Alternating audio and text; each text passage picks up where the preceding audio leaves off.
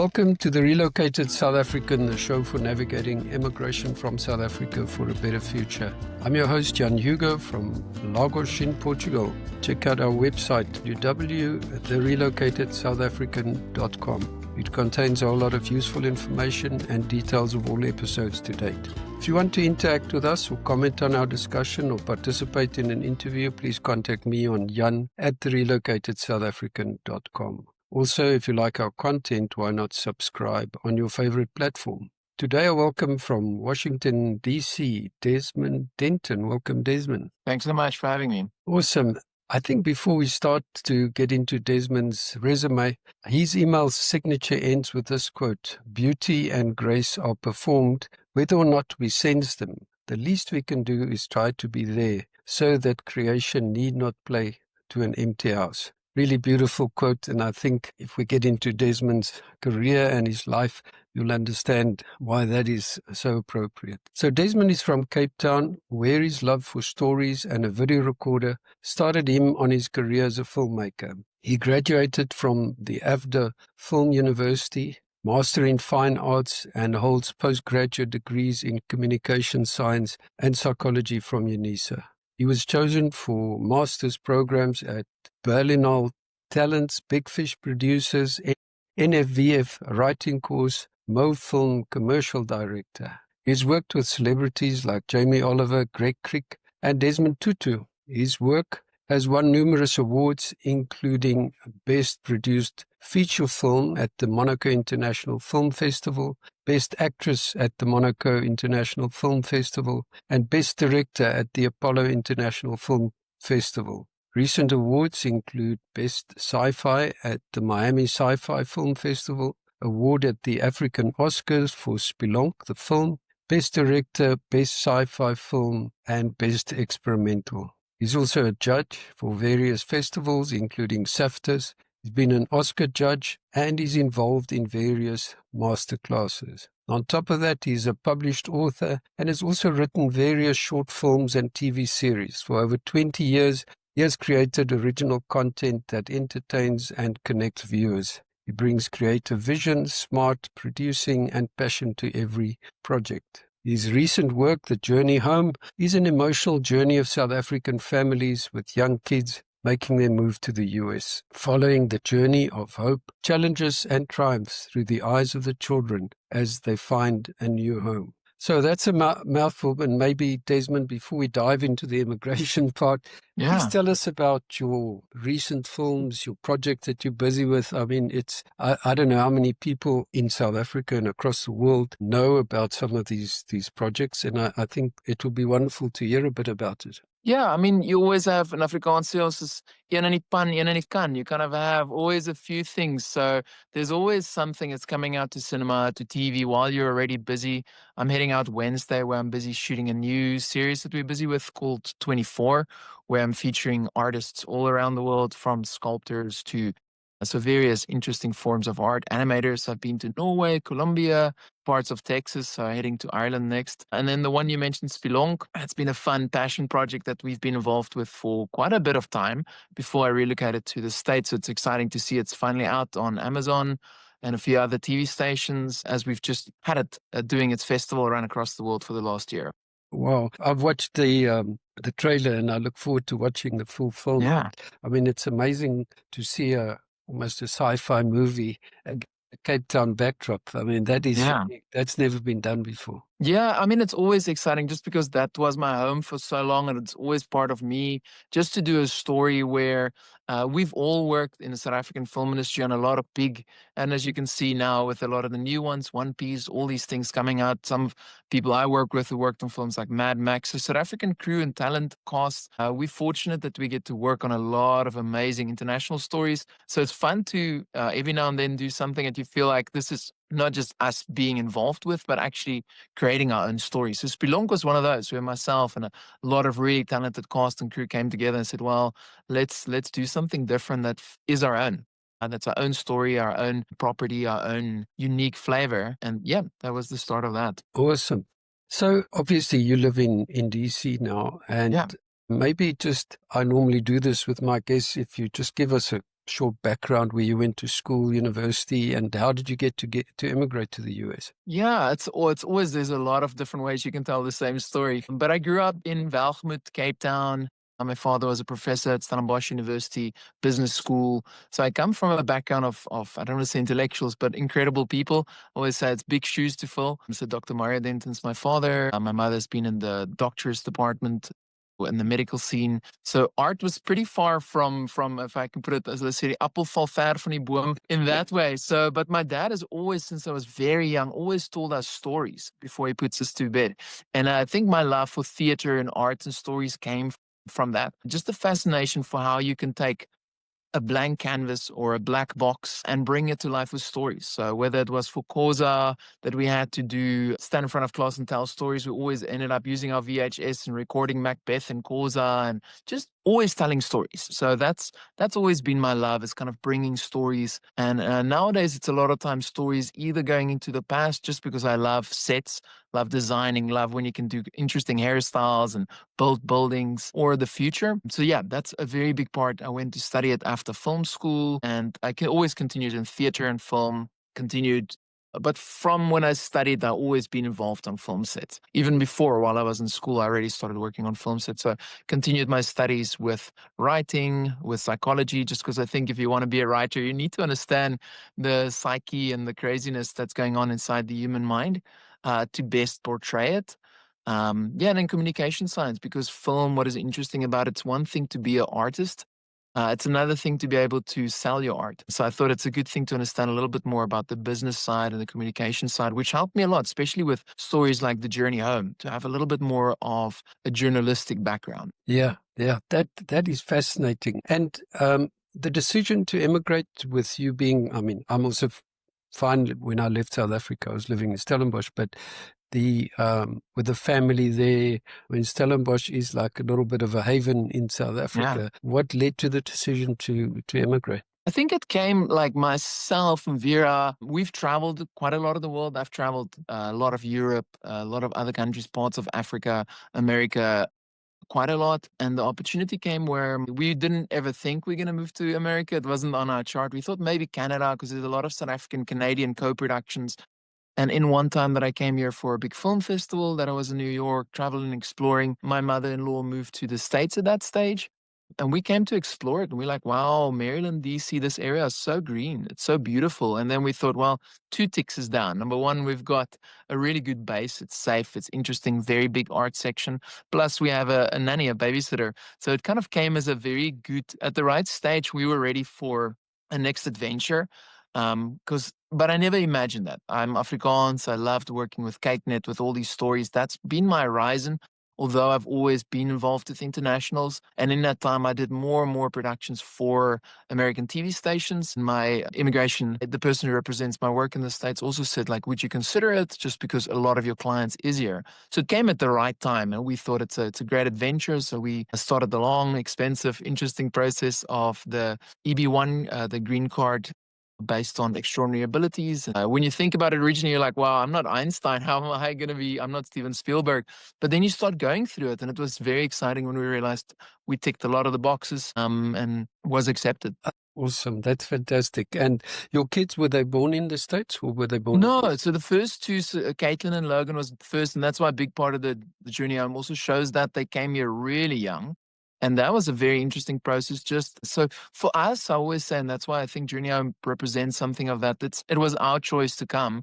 It was never the kids' choice. So they were young. They spoke Afrikaans. They came into a school. They came to a new culture, and pretty much letting go of everything they knew. For us, it was an adventure. It was, yes, you're letting go of your church, of your family, of your network of people, even work-wise. So you really have to restart. And I always believe moving across the ocean, traveling is great, but once you need to replant that tree that's been standing for a while, that's why so many people move back to South Africa. I believe it takes a lot to restart. I always say Disney for sissies. It's not an easy thing. And just briefly, you mentioned that you lived in Moscow.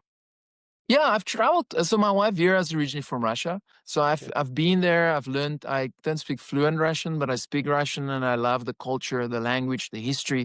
It's a country that has so much. We've been there now for 2 months. This year, also traveled back to Moscow, which was just like you. It's the same as South Africa. You hear stories. So whether it's about what's going on currently politically, but the same as America. I a lot of times get friends from South Africa seeing what happens with protests and saying, "Hey, are you okay?" And I'm like, "No, man.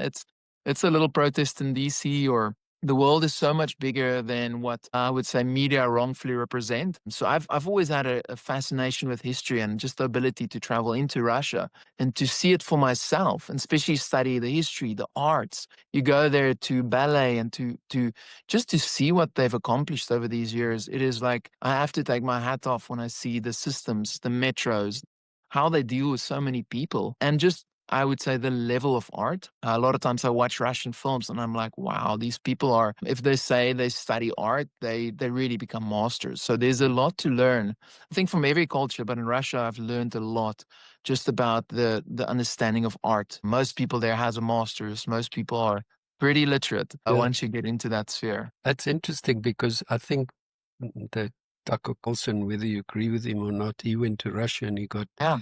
blasted for it, but he Yeah. came back with the same feeling that, the news that we see is so different from what is Yeah, really it's going on. the same as South Africa. When you see how people, or South African, I'm a strong defender for that. You need to, number one, the same as South Africa. If you want to understand South Africa, study the complexities, the history, just to see it bigger than just the 1% that's shown on the news. And then if you really want to see any place, you have to experience it. Mm. Like you can't have you can throw your comments and throw things, but if you want to have a real opinion, go and see it. The same as South Africa. I speak to people and they're like, oh, it's so unsafe. And I'm like, listen, I've been there more than 30 years. Like, Mm. yes, there's always things that's true to stereotypes, but come walk with me. Let's go. Let me go show you some of these places, some of these things. And you're like, wow. And then people fall in love with things they don't know, just that they get to experience by themselves. Yeah. Excellent. And I saw this on your profile where you say you're outspoken as a Christian. Is it difficult to live out your religious beliefs in the world of filmmaking? Think it depends what you're trying to do. So I've a few years already ago made a decision. So you can make every film you do has a different approach and a different reason. So some films you make, it's really about it's a popcorn film. You're making a film to make money, and those are great. We are involved with quite a few productions like that. But my personal thing has always been that stories are something more. And I think over the last few years, I've really seen how media influences and shapes the world. It got to a space where you couldn't really be, I don't want to use the term left or right because in America it has a very different understanding, but it's like the middle ground has kind of became, you can't really be that anymore. I felt I've always been Christian. I've always strived to live out that. Even the 24 series we're doing, it's all about incredible Christian artists, whether they're involved with building massive Viking ships in Norway, working on films like How to Train Your Dragon. So it's been for me just a very exciting journey of, and I don't want to say it's coming out. It's always been there, but being unashamedly in what I believe. And it does mean that some people don't want to work with you just because of that. But I think you can work with people. It's not a thing that you have to create an exclusive little circle that you work in. Mhm. I don't by any means work only with Christians, work with people from various walks of culture and of life and of beliefs. But this is something that is very strong in my heart and in my family's heart. And that's why, yeah, the same is what I will share with you about South Africa or about Russia or about films or just about the world being so much more than what you can put into a sentence or on the news. So, yeah, I'm very excited to share about that and all the stories that I do. I think that's fantastic. A lot of people hide the fact that they are believers today, and I think it's Yeah. fantastic that you're prepared to do that. Not hide, talk about it openly. And as a filmmaker in the US, what would you say was the biggest challenge in establishing yourself in a country where everyone knows about filmmakers and Hollywood and everything? Yeah, I think it's you have to, when you move to a new place. So I left my circle of friends, and you knew the who's who in South Africa. You work with incredible actors. When I worked with amazing producers like Kobus van der Berg, Tim Teron, you work with these people. It's legends in the industry, producing films with amazing writers like Dion Meyer. Then you come here and although you know people, it's a very, very big lake that you're swimming in. So it was very exciting then to choose. Well, there's so many little groups, whether you want to do commercials, whether you want to do faith-based films, whatever sci-fi films. So I think before we came, we had really exciting thing where we traveled for about 4 months, living in Thailand, living in Vietnam before we came to the US on purpose. And it was a good time just to reflect, who are we? What is our story? How do we tell about South Africa, why we left, where we're going, and also what we want to do? So I think it was really good to come with a very strong focus of this type of stories we want to make, the type of life, and that helped, because I think it's for a lot of people, if you just come over and say, hey, looking for work, I need to, it's very easy to get lost and kind of try and get things started. But because we had a very clear focus, that was very good. Kind of knowing where we're going, who we wanted to connect with, what we wanted to grow. And we came literally just before COVID. So we had 6 months to get things going before the world literally shut down. We left on the first non-repatriation flight out of South Africa in 2020 in October. Is Vera also involved in the filmmaking with you? Yeah, she's very involved. She got involved early on already she's involved with a book that we wrote called The Aardeskeer or Tilbach Earthquake, which is a new series that we're developing. She got involved early on. She comes from a background of masters in literature, so she understands stories really well. And that's a really great help. It's really good just to have that person who can look at your work, talk about it, share about it honestly. And yeah, she's got a very strong understanding of stories. Awesome. So let's get into talk about the journey home, because obviously that affects our podcast. It captures the voices of parents, but for me, it's the voices of the kids. I mean, sometimes I think we forget that kids maybe suffer more in the process of immigration that we imagine. Is that what you found in making the film? So I'm not really always coming back from just to kind of how that came to be a background of documentary filmmaking. I love inventing stuff and bringing it to life. And during COVID, I shared a little message because we were here, we were missing home. We were here for a few months, and literally my parents couldn't come over. We couldn't go back. We were literally stuck here. And I just shared with it on Facebook, and it got a lot of attention from celebrities and people who moved to the States, and people saying, you need to do a story about this. And I'm like, no, I'm just a little homesick. It will get better. And then more and more people started interacting. And what was interesting is we couldn't even fly out and film the interviews because we were literally on stay-at-home orders by government. And what I think it was a strength to it, just before I tie into your question, is that people had to self-do interviews. I had to self-do interviews with my kids. So like I spoke to them, and kind of most people filmed on phones or cameras and sent us, which brought about a very, very beautiful intimacy, which I don't think I would have had if I had a crew there filming, because it's like you're talking to yourself, almost like a mirror.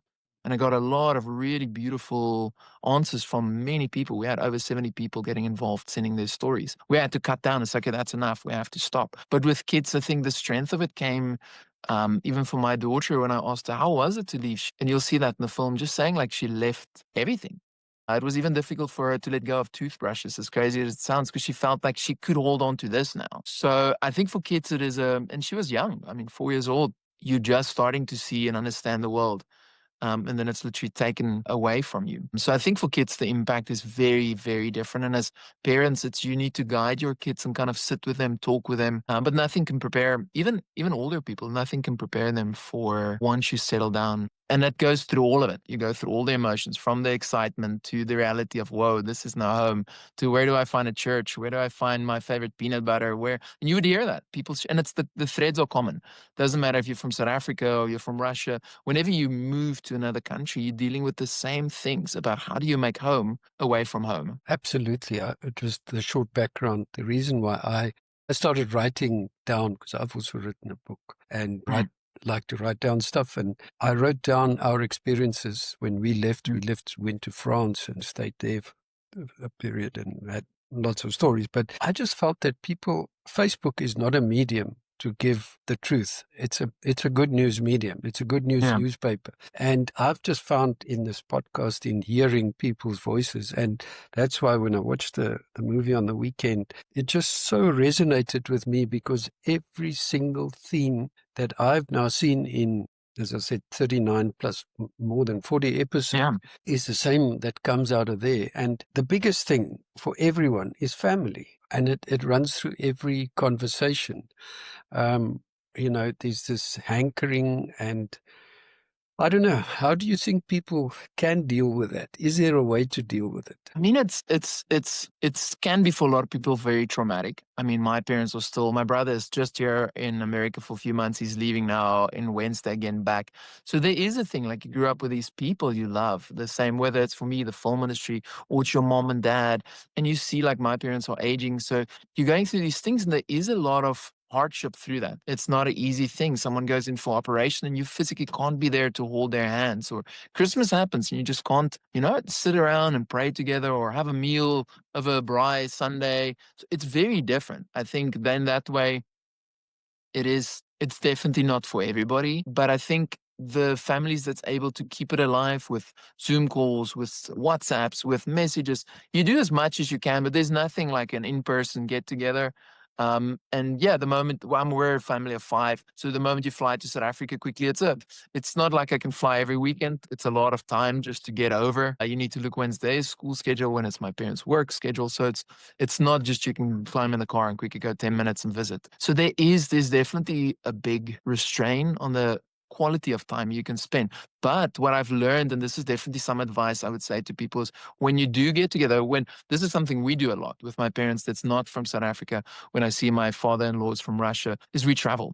We go to new places, whether we go on a cruise throughout the Caribbean or like my son just returned from Puerto Rico with the in-laws. Like you get to see places, and those for me it feels like time travels slower. Like it literally goes. Some of the best moments I had in my life is when I traveled with my father to places, to Singapore, or with my family to different places. It feels, and I feel when you get those shared memories, it's incredible. That 2 weeks could be like significantly longer regarding how it impacts you and your heart, because you're not in your home where you're cleaning, where you're doing the everyday. You all are in a different place. So that's something I definitely advise for people is when you do get together as a family, when you can't travel, see places, even if it's middle grounds, you get together in an in-between country, go see Namibia. As a family, it's you spending time together, quality time. You're not just sitting in the same house and one person needs to work, another person's busy. But Oh, yeah, that's that's very definitely true. recommendation from my side. Yeah, we had the same last week. I haven't seen my kids from the US in 2 years, and my Yeah, daughter from Ireland. They were all together. We just had a blast getting together, and that's a positive side. The downside is you realize how much you miss. With yeah, teenagers growing up, I've missed yeah, 2 years of their lives, and yeah. Christmases and birthdays and those kind of things. But yeah, it's a difficult process that you've got to manage. If you think back of the to the journey home, what would you say was the main driver of people wanting to leave South Africa? It's very different, and I had to carefully select when I started doing this project, because you can very easily make it very political, make it very one-sided, make it very stereotypical. If you look at stories about South Africa in the news currently or before, you can very easily, and that's why we clearly decided to touch on it, but not. It's not a carte blanche show. It's not let's expose the whole truth and show people all the bad. I felt like Journey Home for me was a love story to a place that's blessed me with so much. Storytelling is in my blood because of coming from Africa. And so I wanted to not lash out and say like things are always better and greener on the other side, but to show the whole truth. And that's why I'm not in the story myself. I decided I'm not talking, I'm not sharing. I'll let people talk and let the story. And it's not what was exciting. It's not like our typical films where it's a lot of fun, action, crazy scenes jumping around. This is really slow moving. It's like watching ballet, but it touches you in a way. And exactly, I was going to say it's kind of deep because you have this longing for family, but I mean a lot of Yeah, the characters talked about the beauty, the quietness, the yeah, running on Sea Point, and yeah. the mountains. It's just and the one person talked about thunderstorms. Um, Really have thunderstorms, but and we all remember living on the Highveld. But I think so. There's that part of it, and I guess the balance must be missing that, but also making sure that you make a new life where you are, because you you can. can, yeah, otherwise you're torn into two. That's why a lot of people, even families, so the husband goes, husband and wife, and you'll see like then the husband can only work, wife can't work. There's so many things you deal with when you come. So it's very important as a family to deal with it, to deal with the fact, yes, you're missing your South African food, your braai, your meat, your church, your culture, your dancing, your family. Like, honestly, look at it. And I think that's what the Journey Home does. It looks at these things, it says that's all the things are like that has been part of your life and will always be. It's part of you, part of your story. But in the same way, you can't have it anymore. The weather, and you'll see whether people come for different reasons. People has always come. People still come to America for economic reasons, for safety reasons, and that's from everywhere. That's not just from South Africa. For new opportunities. For me, it was a new adventure. I was like, wow, this is the country that really does stories and a lot of it. So it was a great new adventure. And I thought about it like that. But that's why I say I think we decided actively not to steer into any of those typical directions. It does touch on it. It does showcase some of the things that's currently in the news without it becoming like a news topic trying to Abs- grab people's attention. Absolutely. And it's so easy to do that because, I find that a lot of people almost feel like they must justify why they've left. It's your Yeah. decision. And that's another thing that I found, that you cannot criticize and you cannot judge because every person has his own reason and he must Yeah. back his reason. The other question that came up in my mind was, in talking to these people, one almost gets the sense that some of them have doubts, but Yeah. I found that, again, in these discussions, when you have doubts, it's a very bad place to be, especially if a couple cannot agree, because in the initial Yeah. phases of moving, you only have each other. Yeah. You I don't know think the anybody. doubt is inevitable. It's with many things. When you do like such a big thing, it's the same as when you get married. There's a few big decisions you make in life. My dad always says the three M's: your mission, your mate, and your master. And I almost want to add the fourth one, which is like the setting. Because the thing is, like, if you know what your purpose, like your mission in life, like this is the thing that's really important that you wanted to do, you found the right mate. You could have those. You know, as your master, you follow God. It's part of your life, part of why you stand. But then you take everything, like your setting, where you're from out from underneath you, it rattles everything. Mm. You can even be saying, hey, but God, where are you? What is this? Why is this so difficult with work or with things? Why between myself, my partner, there's some doubt regarding why we're here. And I think it's important to have these honest conversations. And I think it takes a while. I think that you have stages where you just come over, it's exciting. You see Disney, you see the big things, and then you get to a stage where it slows down and you're like, wow, now it Yeah. hits home. It hits that feeling of being alone over Christmas and there's not so many people at your house. And so I think as a family, it was great for us to have very strong in like thinking about this even before we left. And then when we came, we could deal with it. And COVID was very good for us in that way, it's because we couldn't go home. I think it was a blessing in disguise. I couldn't go home and continue at any Afrikaans or South African TV stories. And I had to say, so who am I, Desmond, without South Africa as my such a big part of my story? Yeah. Fantastic. One of the people mentioned guilt, and it goes hand in hand with leaving family and parents behind. So I've recently, 2 episodes ago, I spoke to a migration counselor, and she lives in South Africa, in Stellenbosch nogal, and she specializes in working with people who stay behind when their children immigrate. One doesn't realize how big a problem it is.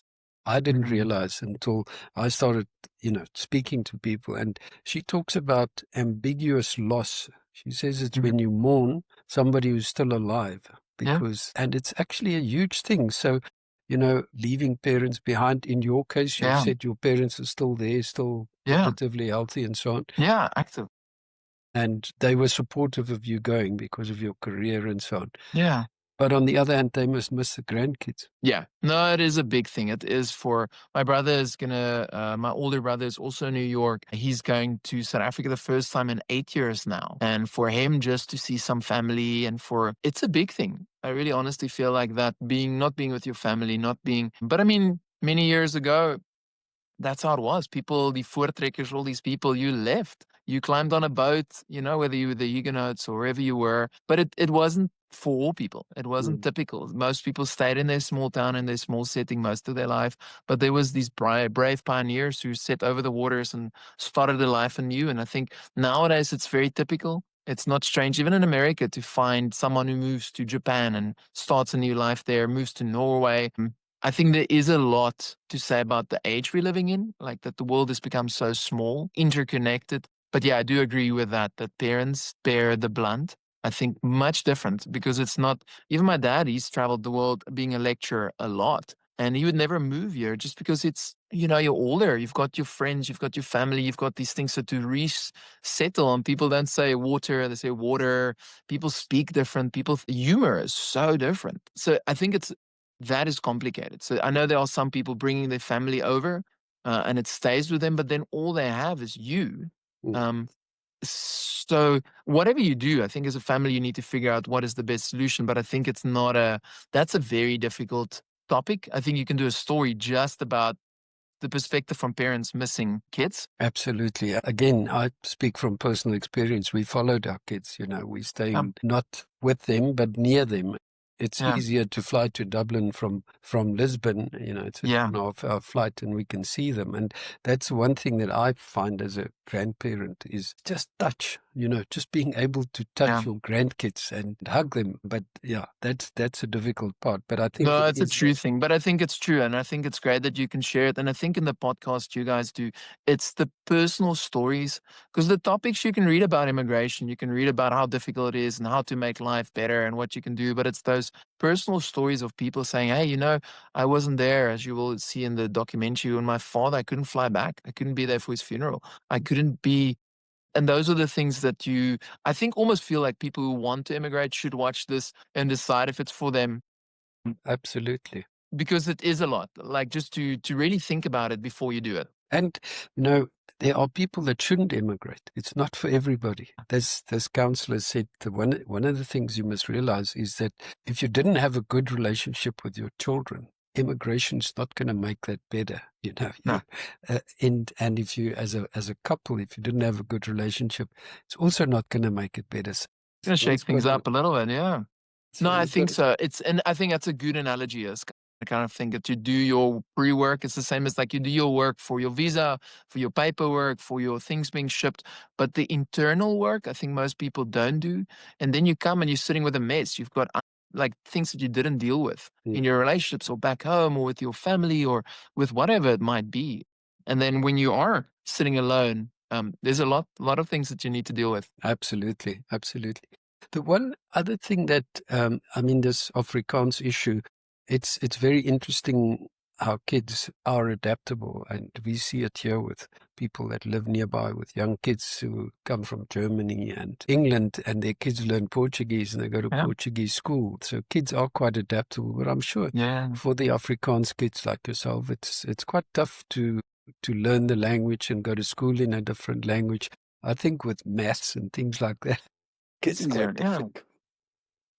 I think that's the fun part of it in some ways, because you come over there at some stage, said, "Oh, your kids don't pronounce English right," and they say, "No, no, no. Listen, we speak British English. You guys speak English wrongly. So if you want to teach them the American way, you're welcome. But I'm not gonna say a water and things like that. It's just different." It is. And I think it's exciting. Like, my kids can swap accents between 3 different languages because they speak English, Afrikaans, and Russian. So it's great that you get that. And I think when you learn a new language, it's almost like traveling to a new place. You really open up your world.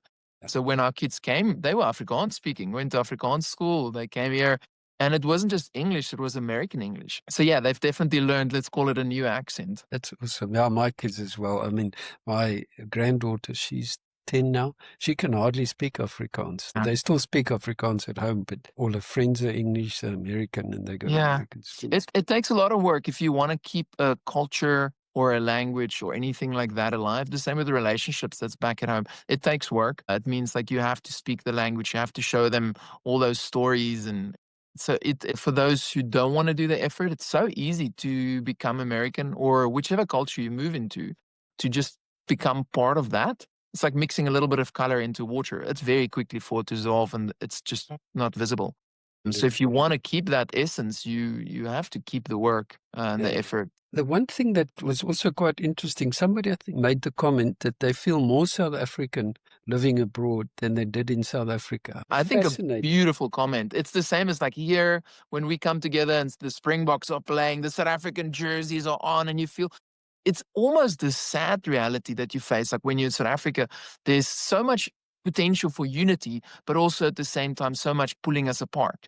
And when you're away from that, you see the story different. You love like where you came from. You kind of stand out as a South African because you're definitely not American. Whenever you open your mouth and you speak and you get together for sport, or someone is doing a potjie, and it's kind of like you, those elements that's part of you become stronger. Um, yeah, I think that's a very true thing. The Mm. music you listen to, the stories you watch. Yeah. Yeah. That's fascinating. You know that there's a guy that was on the show last week. He teaches Afrikaans at the University of Wisconsin. Oh, wow. He's a fascinating guy, Chuck Duplessis. He's been there since the Wow. 80s.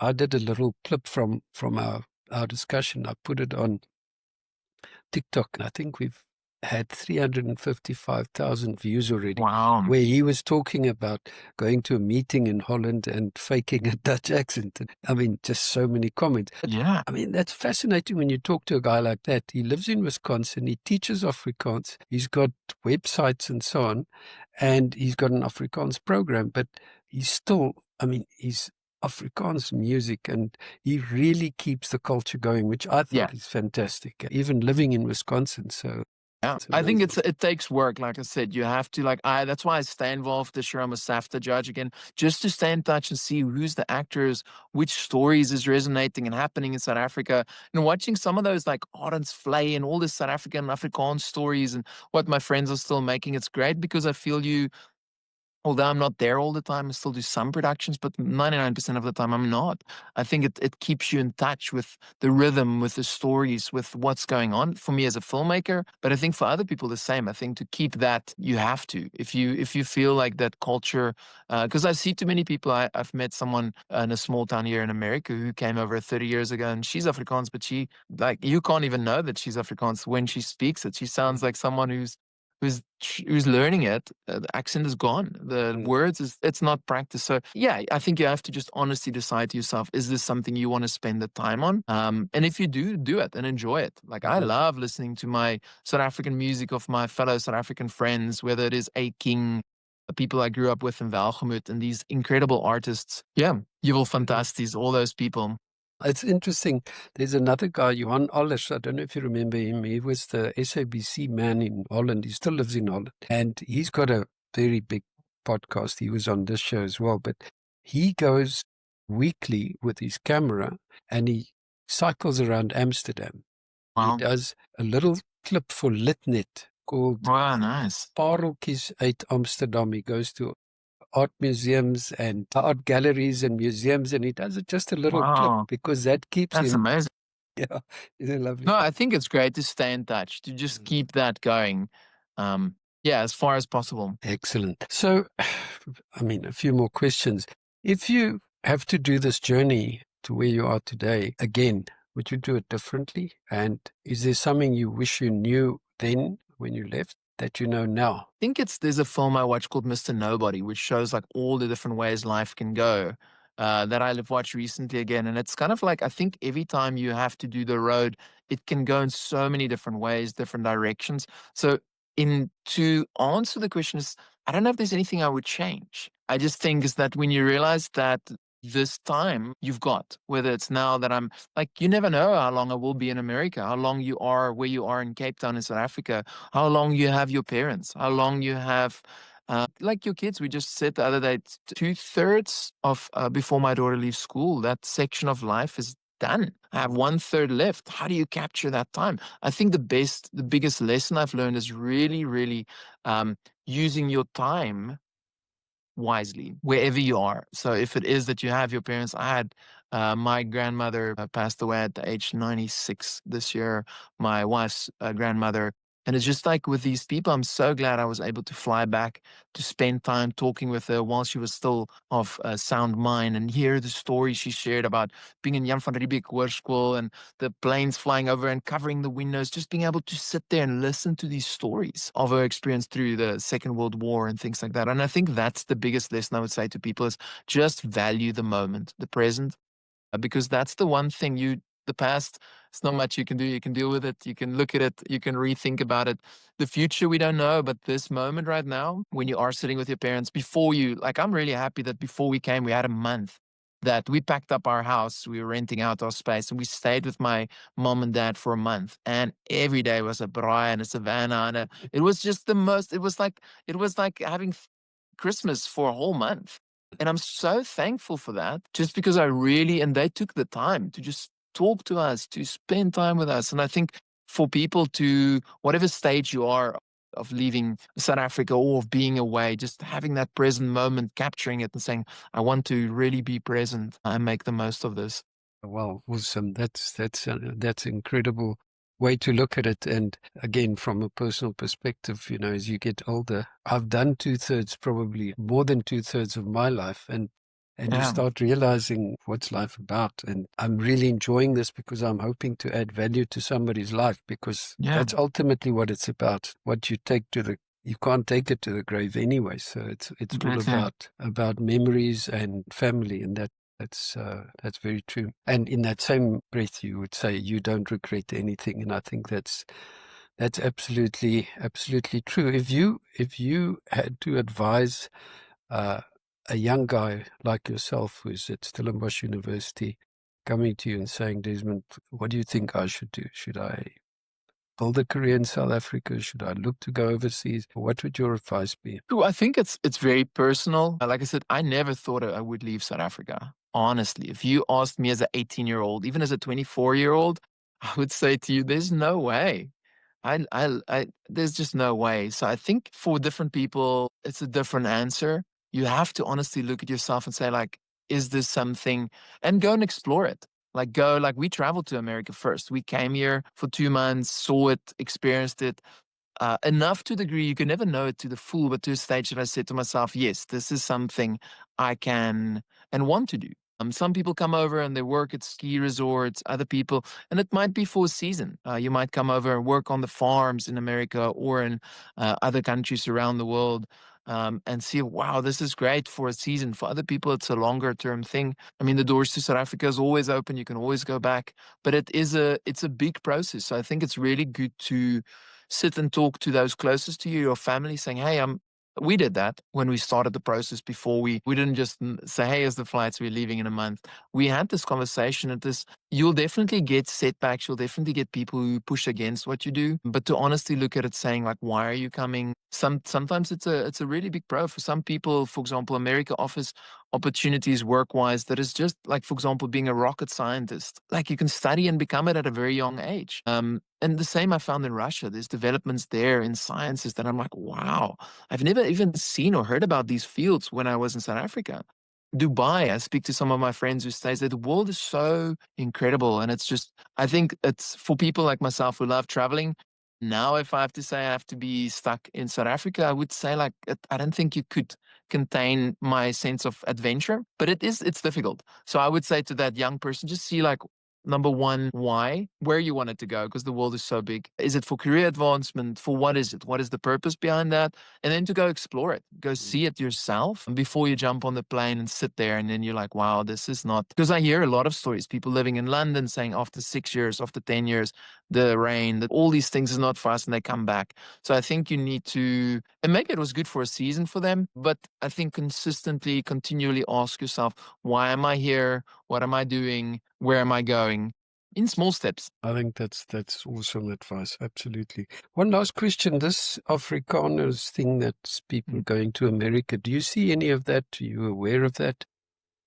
I mean, you're aware of it if you read the news. I try not to read too much of the news. I've been in the White House press room and see how does the news go out and how does it get changed and how little of the truth a lot of times is spread. I think there is always let's say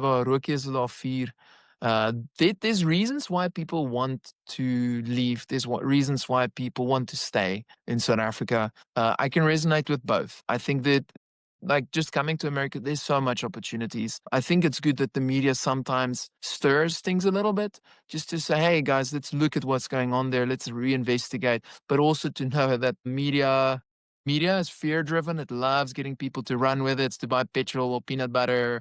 It's the way the world is now. And I speak about this a lot when I do master classes. It's made to drive action and to, for example, 1994, 95 with Mandela, with Invictus, with these big movement. people brought about dreams, and it's very strong, but it takes a long time to get people to buy into a dream. Where fear, it's very quick to make people run. So things like this is, I think, for Afrikaans people, for people thinking to immigrate, there is an opportunity. There is like great opportunities around the world. So definitely to look at that, but also to know, do your research. I always say, like I said earlier on, about any country, definitely do your proper research, speak to people, and get to know for yourself. I think it's you don't want to come here and be stuck as an asylum and realize that you have to work, you have to find new ways, you have to. It's not just all moonshine and roses. It's a harsh new reality you have to face, being away from the people and the country you love. But I do take my hat off for anyone who goes anywhere in the world saying, "Hey, I'm taking the boat and I'm starting a life anew." Excellent. Wow, Desmond, thank you so much. It was such a fascinating conversation. I really, really appreciate you joining us on the show tonight. And yeah, if people want to find out more about you and your work, I guess the best place is www.desmonddenton.com. Yeah, it's easy. They can follow my personal director Des on Instagram. A lot of our previous films are out on Amazon, out in South Africa.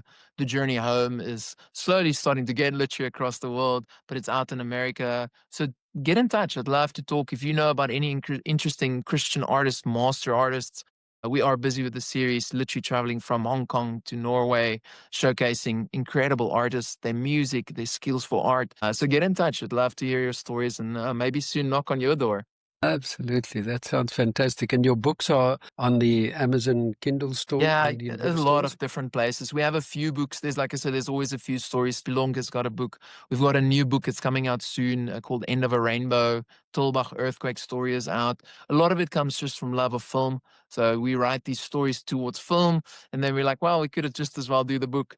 And then had to learn a whole new set of skills because writing a book is a lot more words than writing a script. I can imagine. I Yeah. will certainly put all these contact details on the show notes. So if people want to know more about you, again, thank you. Thank you so much. I really Yeah, appreciate no. it. Thank Thanks you. for opening up your show and sharing my little bit of advice and insight about the world. Thank you. If you enjoyed my discussion with Desmond and would like to hear more about experiences of South Africans who have left South Africa, why not subscribe on your favorite platform? If you'd like to share your own story, contact me on jan@relocatedSouthAfrican.com. Until next time.